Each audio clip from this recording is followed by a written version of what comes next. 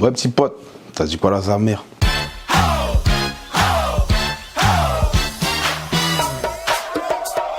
Là, j'ai le démon, mais je dois quand même faire cette vidéo. Attends, j'ai un peu soif. J'ai le démon, je viens de finir mon live, on s'est fait éclater en club pro, genre...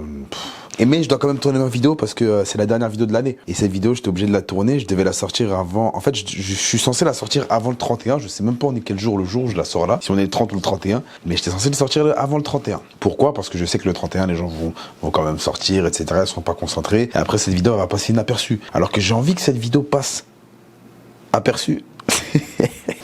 J'ai envie que cette vidéo soit vue par les gens quand même parce que c'est un bilan de l'année, c'est le bilan 2020. Et je vais vous expliquer en fait comment j'ai fait pour m'en sortir entre guillemets malgré la pandémie. L'année 2020 c'est vraiment une des meilleures années de ma vie. Genre vraiment, j'ai vraiment kiffé cette année parce que il m'est arrivé des choses de fou malade et je vais vous expliquer justement dans cette vidéo ce qui m'est arrivé et comment j'ai fait justement pour que ça arrive. Tout ça juste avec en fait la pensée et c'est réel. Je vais tout vous expliquer, vous inquiétez pas. Donc en fait dans cette vidéo, je vais juste un peu résumer l'année et puis parler de ce que j'ai fait à ces moments-là en fait. Pour 2020 en fait mes résolutions je les avais marquées sur un mur et j'avais comme objectif d'avoir 50K sur YouTube. Je suis actuellement à 37K. Je suis content parce que comme je l'avais déjà dit justement avant de commencer l'année, j'avais dit c'est pas parce que tu n'as pas atteint ton objectif à la fin du compte que tu ne l'as pas vraiment réussi. À partir du moment où tu es proche de cet objectif et que tu t'es donné les moyens pour aller jusqu'à cet objectif-là, tu peux compter ça comme une réussite. Donc pour moi, je suis satisfait parce que j'ai commencé l'année 2020 avec 8K, je crois, 7 ou 8K, un truc comme ça, j'avais commencé. Et ça a mis du temps, et au final, fin de l'année, ça explose. Mais je vais expliquer dans cette vidéo comment ça a explosé. Et c'est vraiment incroyable, je suis vraiment content. J'avais aussi pour objectif d'avoir un physique de fou malade en avril. J'avais objectif d'avoir vraiment mon physique ultime pour avril et je me butais à ce moment-là. Je m'étais inscrit à la boxe, je me butais au sport. J'allais à la salle au moins 6 fois par semaine, frère. Je me détruisais. Il s'est passé ce qui s'est passé, vous savez très bien, hein, on va en parler. Et ouais, non, au final, j'ai pas atteint cet objectif-là. J'avais aussi comme objectif d'avoir 10K sur Instagram. Actuellement, je suis à 8300, un truc comme ça, alors que j'ai commencé l'année, je sais même pas j'étais à combien, je devais être à 2-3K, un truc comme ça, tu vois, j'avais pas beaucoup. Et c'est cool en fait, je suis content parce que ça augmente de ouf, ça a mis du temps, ça a stagné pendant un moment, mais j'ai pas lâché, putain de merde, j'ai continué comme un bâtard. Donc j'avais ça comme résolution, ça c'était pour l'aspect réseau, etc., l'aspect physique aussi. Et j'avais aussi comme objectif de continuer à me développer personnellement, ça se dit? Ouais, c'est ça. Parce que j'avais commencé le développement personnel justement fin novembre, début décembre, je l'avais commencé. Et justement, j'ai commencé à appliquer les règles de ça, de ce que j'apprends dessus et tout. Et putain que ça m'a aidé. Parce que il faut noter que ça, c'est important dedans et c'est ce qui a fait en sorte que 2020 fut l'une de mes meilleures années et surtout une de mes années les plus productives. Donc moi j'en avais marre de faire du gaming, je me souviens très bien, j'en avais marre de faire du gaming en novembre et justement après ma rupture, comme j'étais dans un gros down, là j'étais vraiment dans le bas du gouffre, j'ai décidé vraiment de changer totalement. J'ai commencé à faire du développement personnel, j'ai commencé à changer un peu mes aspects de vidéo, je me suis dit ouais, là il faut que je fasse des vidéos un peu plus lifestyle, etc. Plutôt que faire que gaming, parce que ça me saoule. Donc ce que j'ai fait, c'est que j'ai dit ok, je vais créer une série qui s'appelle Ball is Life et en fait cette série, j'avais commencé avec l'épisode 1 où je parlais justement du football américain, les règles, les postes, j'expliquais plein de choses, toutes les bases du foot US. J'avais même expliqué, je crois que j'avais expliqué les fautes, je sais plus. Et justement, ça c'était l'épisode 1, pour introduire le bail. En fait, le but de cette série, c'était quoi? C'est d'aller à la rencontre de joueurs de différents postes. Et en fait, j'allais prendre surtout les joueurs qui allaient aller à la draft pour l'instant, d'accord? Qui allaient faire la draft CFL ou NFL, peu importe s'il y avait. Donc en gros, pré-interview, ils parlent un peu de leur saison, comment ça s'est passé, etc. Ils parlent un peu de leur poste et tout. Genre, pour eux, c'est quoi, genre, par exemple, c'est quoi un DB parfait pour toi, etc. Et après, ce que j'aurais fait, c'est que j'allais m'entraîner avec eux sur le terrain en faisant les exercices, justement, du poste. Donc, c'est-à-dire, si j'étais avec un DB, j'aurais fait des exercices de DB. Si j'étais avec un O-line, j'aurais fait des exercices d'O-line. Ainsi de suite, QB, exercices de QB et tout. Et ça, en fait, ça aurait été le côté marrant du truc parce qu'on serait lancé des défis, des petits trucs, etc. Et j'aurais fait ça. Et après, j'aurais fait une sorte de post-interview où j'allais parler justement de comment tu comptes préparer tes combats. Donc ça, c'était mon objectif pour 2020. Je voulais vraiment lancer cette série, que cette série fasse parler d'elle, que ce soit le bull de fou et que je retourne un peu le YouTube game justement avec cette série que personne n'a jamais fait. Surtout pour le football américain français. j'avais repoussé ça en fait à avril. Pourquoi? Parce que l'hiver, justement, je crois que les gens étaient un peu trop occupés. Et comme ils étaient un peu trop occupés, ils se préparaient pour les combats et tout. Je voulais pas les déranger, donc je voulais pas je voulais pas les déranger dans leur entraînement. Ce qui fait que j'avais repoussé ça à avril-mai. Donc entre temps, pour commencer l'année, j'avais fait une vidéo décennie, vu que c'était 2020. Et tout le monde parlait des 10 ans, ouais, qu'est-ce qui s'est passé pendant 10 ans, un an. Je me suis dit quoi? Je me suis dit, je vais faire une vidéo sur les 10 ans, histoire de faire une petite rétrospective sur ma vie, et puis voir ce qui s'est passé en 10 ans, voir l'ascension en fait. Et je me souviens, j'avais repris Twitch fin janvier, je crois, un truc comme ça, mais j'avais repris 2 spies, genre je faisais juste 2 lives dans la semaine, genre lundi et mercredi, et c'est tout, je faisais que ça, et je prenais pas Twitch au sérieux, parce que je voulais vraiment me concentrer sur YouTube. Mes pensées étaient que sur YouTube, pourquoi? Parce que j'avais vraiment fait en fait la distinction entre YouTube et Twitch, je les avais pas mis en fait dans le même sac. Contrairement à aujourd'hui où YouTube et Twitch c'est vraiment ensemble pour moi. Genre je peux pas faire Twitch sans YouTube et je peux pas faire sur YouTube sans Twitch. Je suis obligé de mélanger les deux, du coup de faire du contenu différent sur YouTube que sur Twitch et vice versa. Vous comprenez? Bref, après j'ai commencé à faire une série de vidéos. En fait je réagissais à des actions que les abonnés m'envoyaient sur Instagram. Donc c'était des actions au début on a commencé avec du football américain et après ce truc là ça a pété de ouf et j'ai commencé à recevoir des vidéos de soccer. J'ai dit ouais tu sais quoi, envoyez-moi tout, vidéos de combat, vidéos de foot, vidéos de football américain, vidéos de rugby, de tout, des actions, envoyez-moi des actions et moi je vais y réagir et je vais faire un truc bien, tu vois. Et c'était pas juste je réagissais comme ça, non, je réagissais et genre je mettais des effets, des trucs comme ça. Franchement ça fait partie des montages les plus durs que j'ai pu faire. Pourquoi? Parce que il y avait trop de trucs à faire. J'allais prendre la vidéo, faire un floutage, faire un truc, mettre des bruitages, mettre des zooms, des trucs, tac, tac, tac. Ça prenait un temps incroyable. Et comme vous avez pas idée. Mais je kiffais ça à ce moment-là. Et j'avais justement pour projet de sortir ces vidéos-là tous les jeudis. Sauf qu'entre temps, dans l'année, j'ai appris que moi, je suis pas un mec qui aime me mettre des programmes, si tu veux. Je dis, ouais, chaque truc, tu dois faire ça. Chaque truc, tu dois être là, faire ça, faire ça. C'est chaud de fou. Au contraire, si je suis invité quelque part, par exemple, chaque samedi, j'ai rendez-vous là-bas, mais juste à me pointer et je fais rien du tout, là, ça va, c'est léger. Mais si c'est moi, je dois commencer à faire des trucs, tac, tac, tac, vas-y, ça me casse les couilles.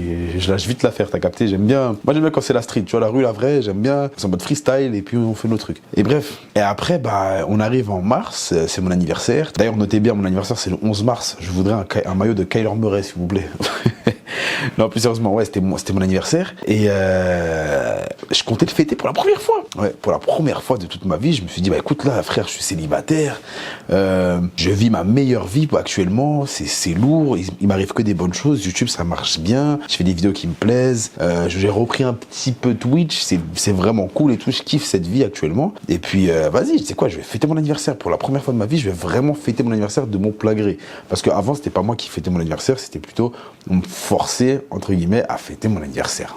Vous voyez ce que je veux dire? Mais là, je me suis dit, ouais, tu sais quoi, je vais le faire. Sauf que, au moment où je veux le fêter, ça annonce quoi? Coronavirus, confinement, je sais pas quoi, tout ferme, tac, tac, tac. Le monde en pause totale. Moi, je me dis, oh shit. D'un côté, je me dis, écoute, c'est lourd, tu vois, comme tout le monde, on s'est tous dit, ouais, la première semaine, ça fait kiffer de fou. Je me suis dit, ouais, en plus, ça va durer que 2 semaines, c'est peinard, un petit virus, tout ça. Ça va durer 2 semaines en léger.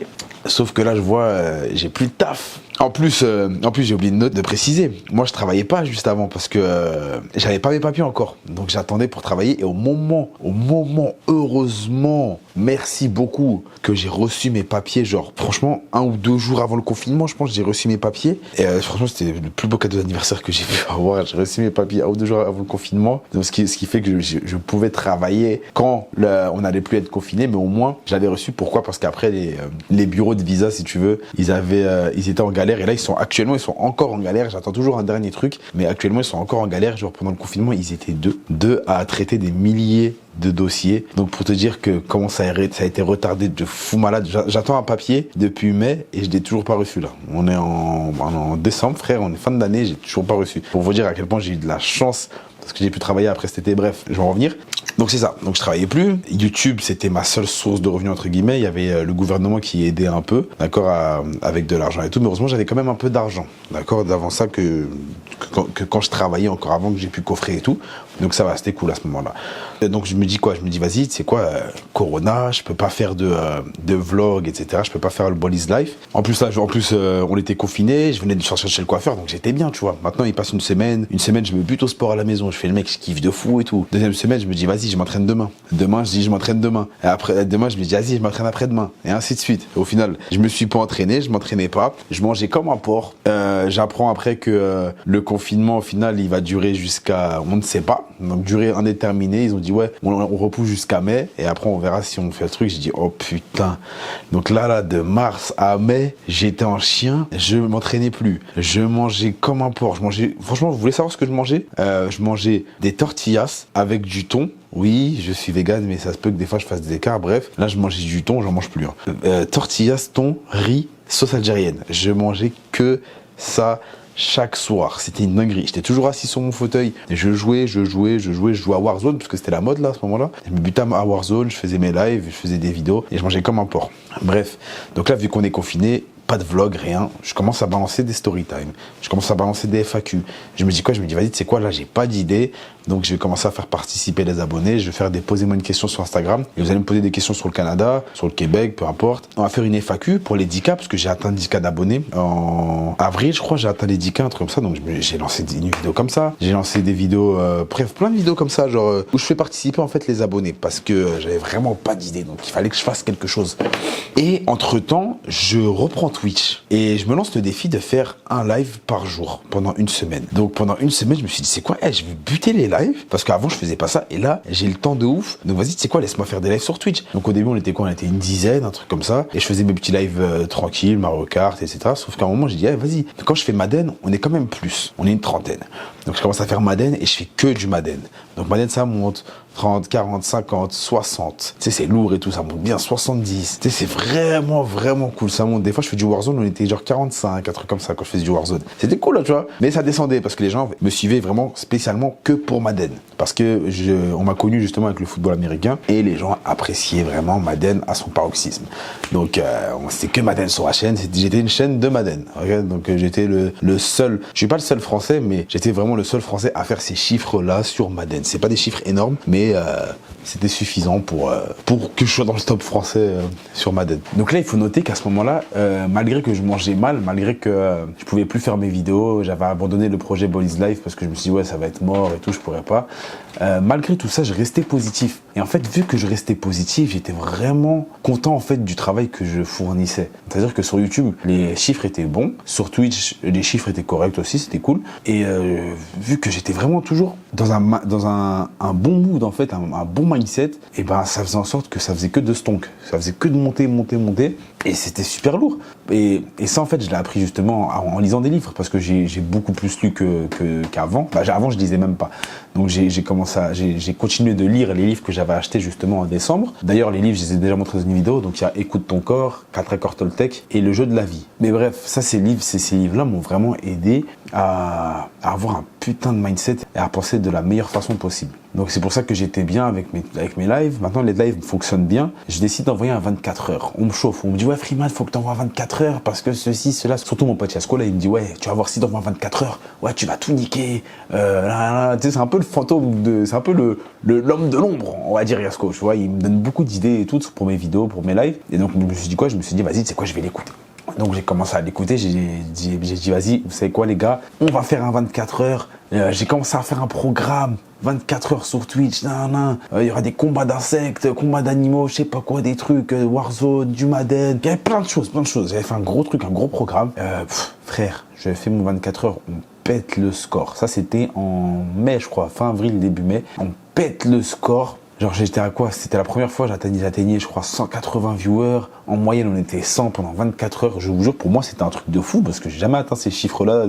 J'ai commencé réellement Twitch au confinement, en fait, tu vois. Parce qu'avant, c'était pas vraiment commencé. Quand tu fais 2 lives par jour, c'est pas commencer le stream, ça. Tu vois, c'est commencer vite fait. Tu fais des petits lives par-ci, par-là, tu vois. C'est pas vraiment streamer, ça. Je fais des chiffres incroyables. Et là, je me dis, je vais avoir l'assertif. Pourquoi? Parce que pour la voix du partenaire, il fallait 75 spectateurs en moyenne dans le mois et j'étais à 71, je crois, comme ça. Donc je me dis, vas-y, l'assertif bientôt. Tu sais, je bombais de ouf. Je dis, ouais, les gars, bientôt l'assertif et tout, ça va être lourd. Viens, on continue de faire les lives, on enchaîne. Donc il se passe quoi? Après 24 heures, moi j'envoie un autre live. Tu sais, genre, je fais une petite pause et je me dis, vas-y, je vais envoyer un petit live et tout pour continuer, histoire de faire kiffer les gens qui veulent rester. Quelle erreur, parce qu'au final il y a des gens qui sont restés mais ils étaient KO.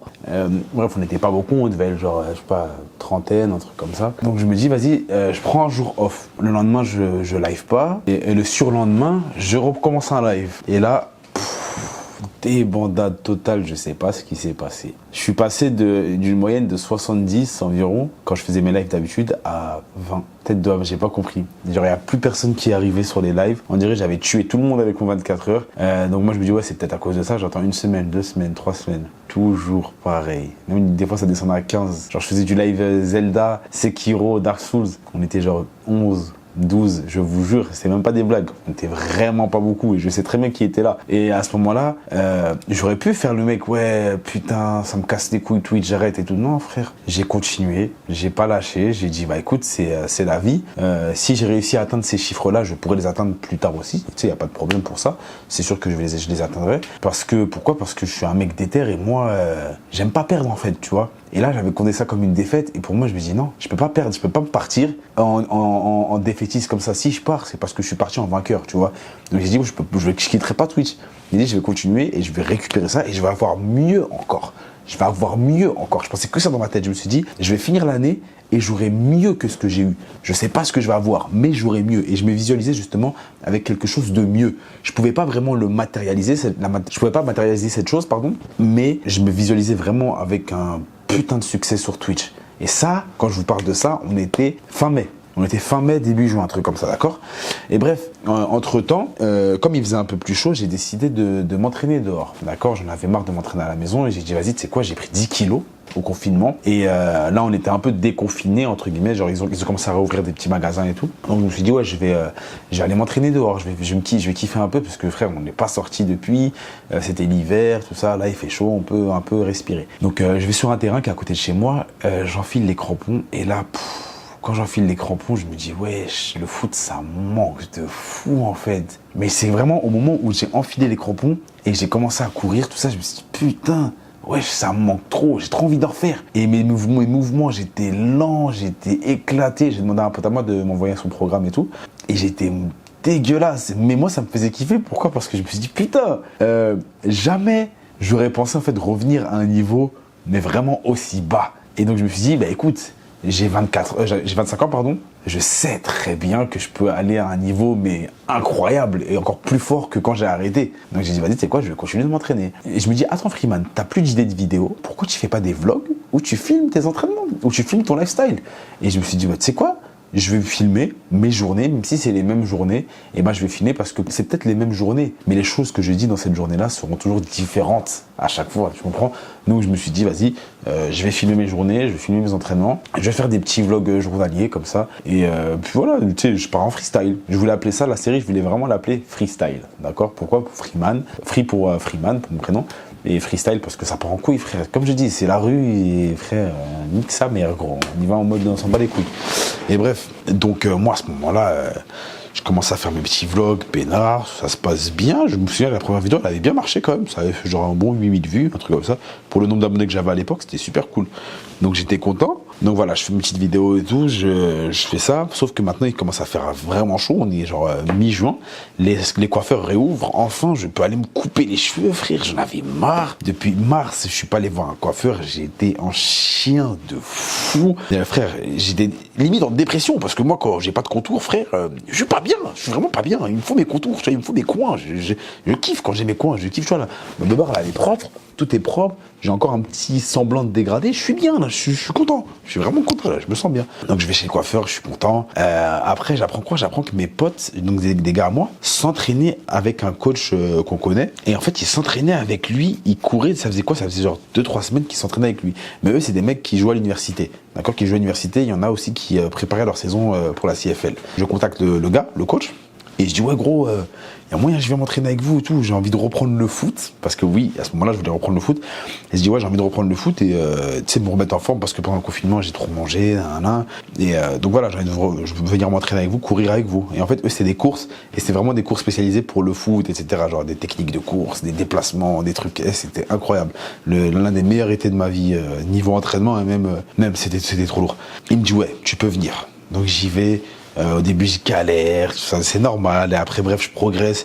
Je mange de mieux en mieux. Je m'entraîne à la mort parce qu'ils nous avaient passé un programme de muscu. On faisait 3 courses par semaine. 3 courses par semaine. 3 jours de muscu. C'était vraiment incroyable. Parce que ça faisait 6 entraînements dans la semaine. C'était magnifique. J'ai fait ça tout l'été. J'ai perdu au final les 10 kilos que j'avais gagnés. J'ai repris du poids en muscle. C'était terrible, un été mais incroyable. Entre temps j'ai pas sorti de vidéo, je sortais plus de vidéos, je faisais plus de live. Pourquoi? Parce que d'ailleurs là ça me rappelle que je dois acheter une clim, parce que justement j'ai pas fait de vidéo ni de live parce que j'avais pas de clim, et dans ma chambre il faisait 40 degrés je pense. Je vous jure que si j'avais un thermomètre, je pense qu'il faisait au moins 45 degrés, et c'est même pas des blagues. Je vous jure que dans ma chambre c'était pire qu'un sauna, sa grand-mère. Je serrais, je devenais fou et je pouvais pas. J'ai des vidéos Instagram, j'ai des vidéos, il faudrait que je les retrouve, mais j'ai des vidéos où je suis en chien, je suis en train de transpirer comme un bâtard, et je dis ouais je fais pas de live, je m'en bats les couilles, je sors plus de vidéos.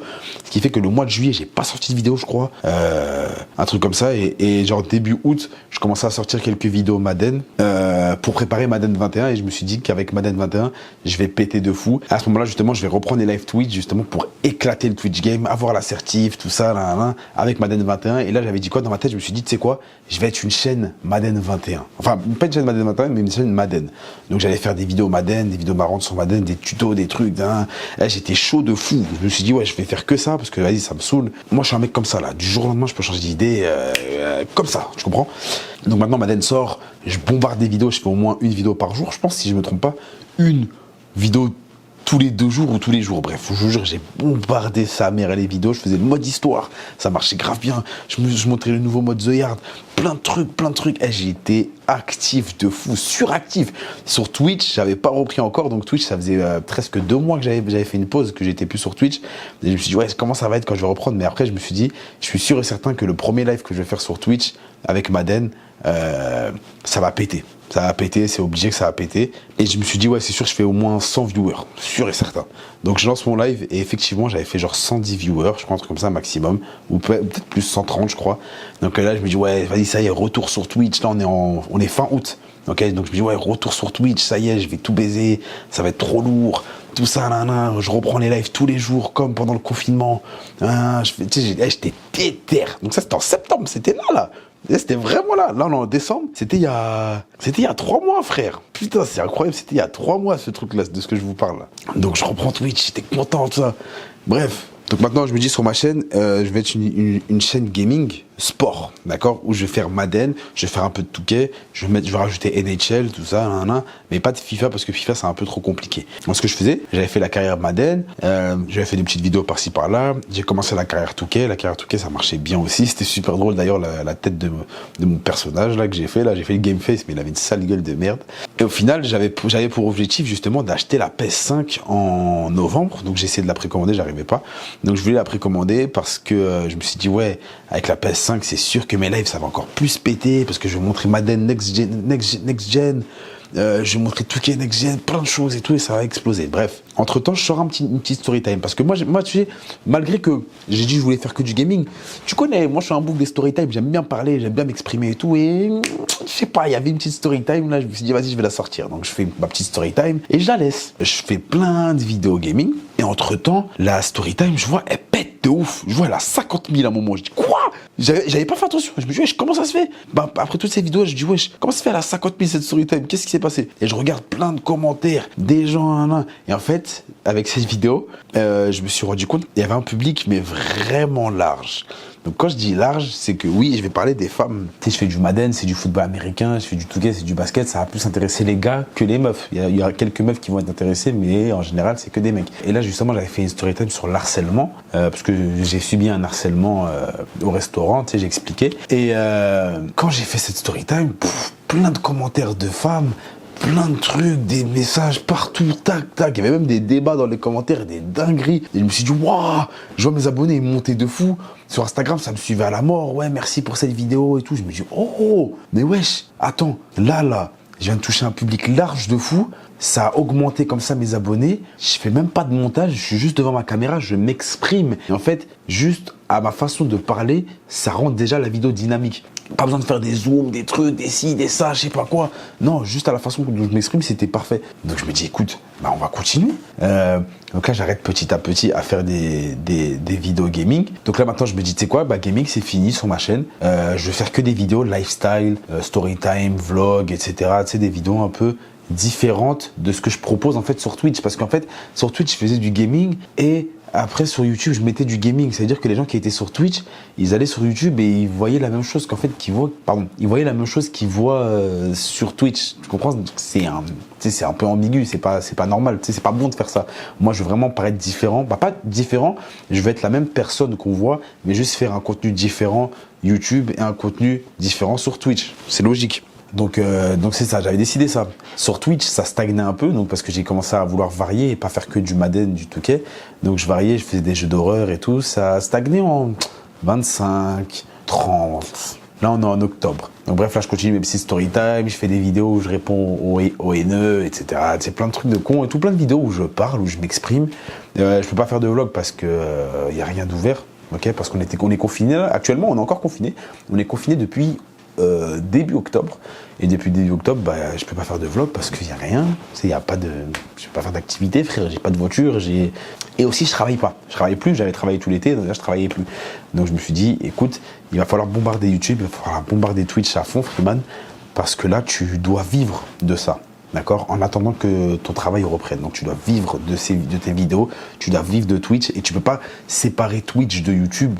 Non, tu peux faire un contenu différent sur sur une plateforme et sur l'autre, mais tu peux pas différencier les deux. Les deux doivent être dans ton plan A.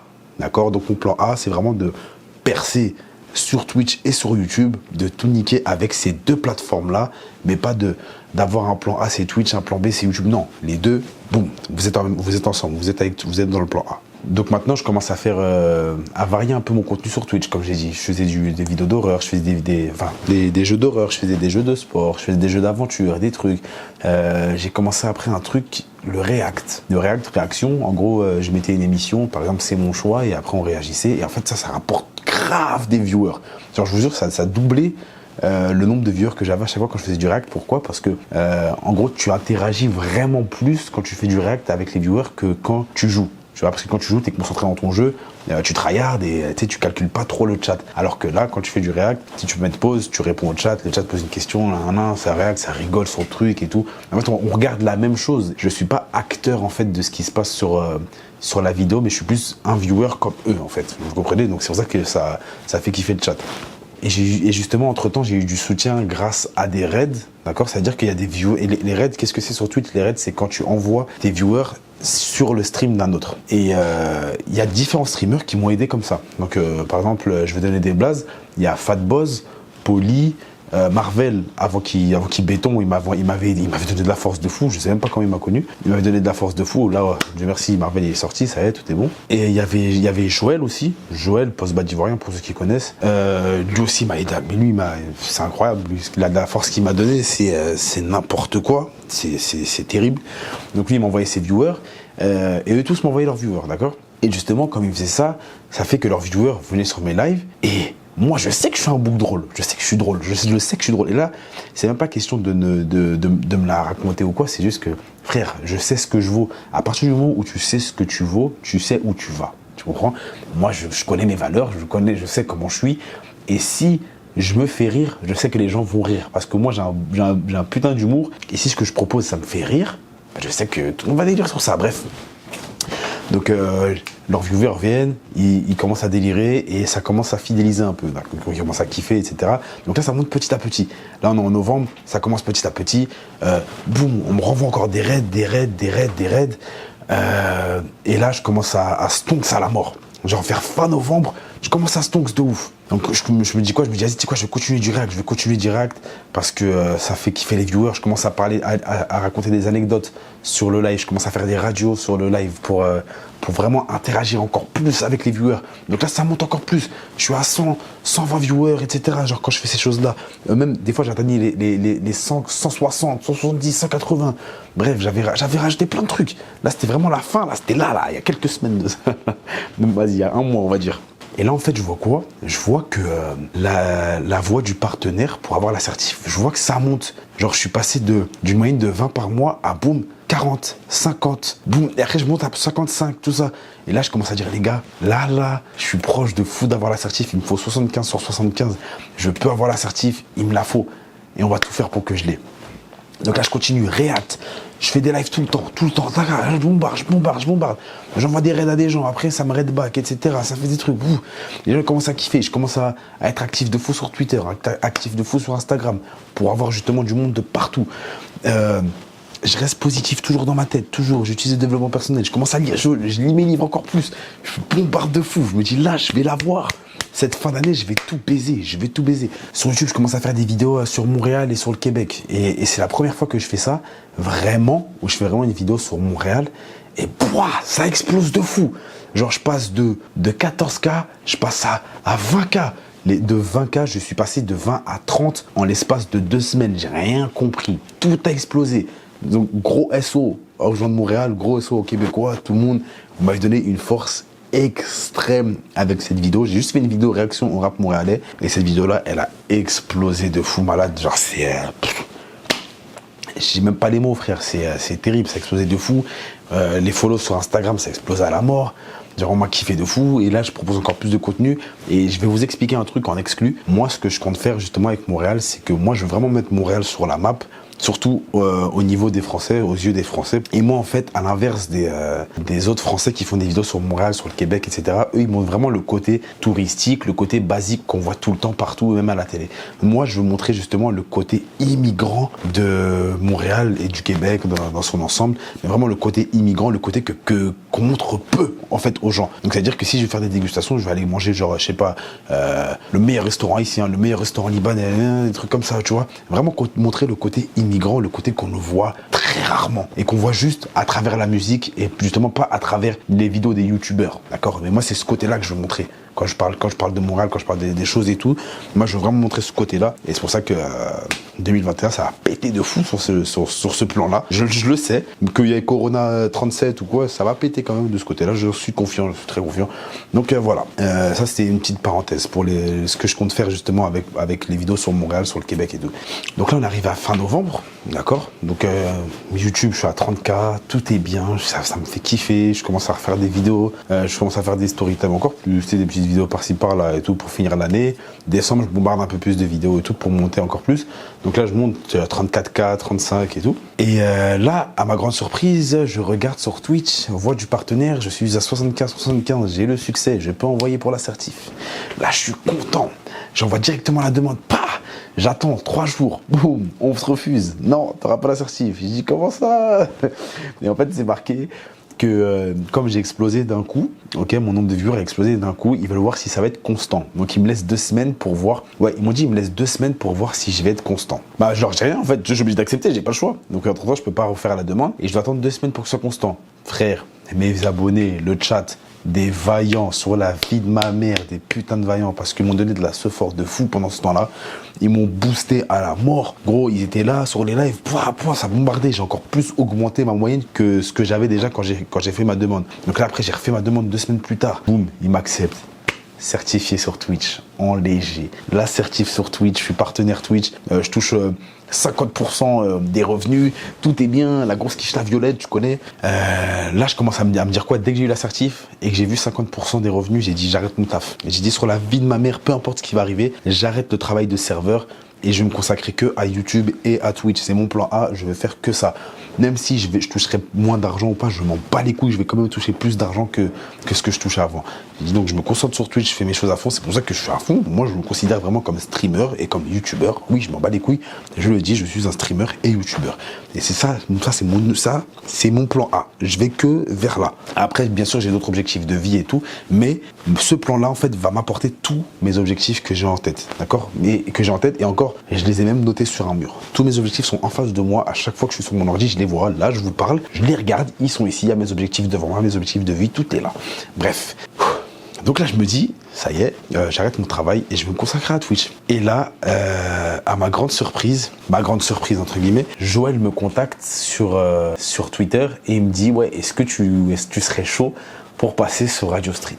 Et là, je me dis, ah ouais, je suis énervé, ça a vraiment marché en fait. Parce que, en fait, si tu veux, quand je faisais mes radios, tous mes abonnés et même les viewers de Joël, ils voulaient que j'aille sur Radio Street.